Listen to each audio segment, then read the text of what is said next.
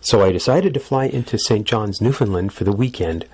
I arrived on Saturday afternoon at St. John's International Airport, and being the kind of person I am, walked from the airport to my hotel. According to Google Maps, it was an estimated walk of 4 kilometers or 2.5 miles for about 50 minutes. Piece of cake.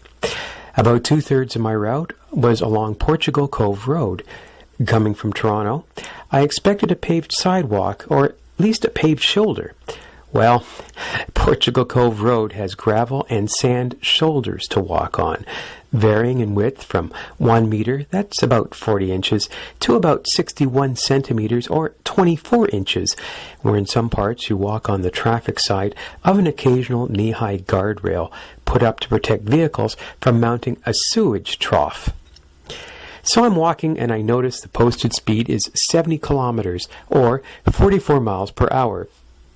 In Toronto, the Intercity Parkway, also known as the Don Valley Parkway, is 90 kilometers per hour. So I'm wondering if I'm even supposed to be walking along this route.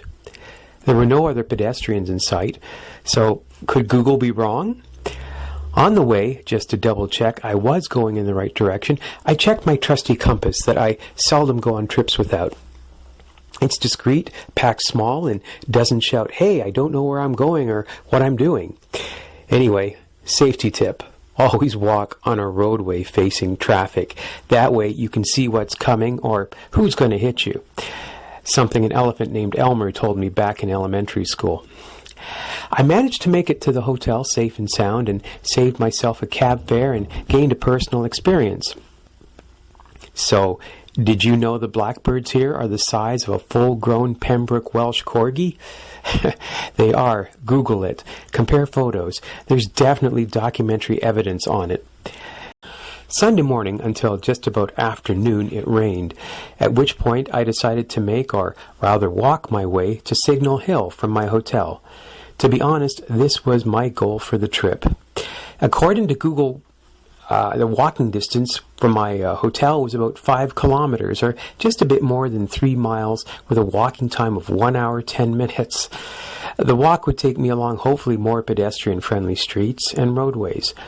My walk found me going up and down steep inclines of sidewalk, but it was worth it.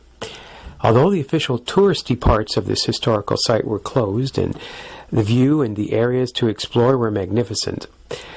Signal Hill has a history that touches the Napoleonic Wars, American Civil War, World War II, and the first transatlantic radio transmission was received via Morse code by Marconi from Cornwall, England in 1901.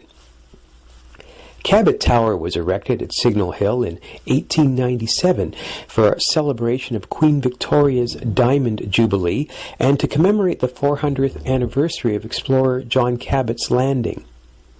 A sister tower, also called Cabot Tower, was also erected the same year in Brandon Hill, Bristol, England, to celebrate the same milestones, with the exception of participating in the first transatlantic wireless radio transmission.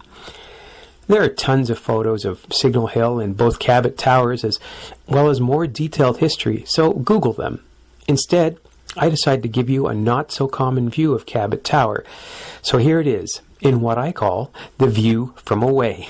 Some might get this, while others might not. Anyway, I'm not good at talking, or rather taking snaps. If you study it a bit, you can easily see how breathtaking the whole thing is. I even got a chance to fire up my portable ham radio up on Signal Hill. Okay, so on my way back, I decide to pop into the local Tim Hortons and get a couple muffins. I see signs for raisin bran and carrot cake muffins. I tell the clerk what I would like as I point through the glass case at the respective shelves. She gets the carrot cake and tells me they don't have raisin bran. I say to her, "But there's ones on the shelf." She says she doesn't have any. I say then, "What is behind the sign on the shelf that says raisin bran?" She says, "We don't have any raisin bran." We go back and forth a few more times. I sigh and say to her, "This is getting to be like a Monty Python skit." She looks at me like a deer in my headlights. She has no idea what I'm trying to tell her. I say, "Please, come out from behind the counter and look at what is on this shelf." "What are these muffins?" She opens the back door to the case, bends down and actually looks, closes the door, gets up, and casually says, "They're fruit explosion." I say, "Okay, I'll take one of those," and ask, "But why does the sign say Raisin Bran?" She gets my muffins and says, "We don't have any Raisin Bran." I pay in silence, take my muffins, and leave.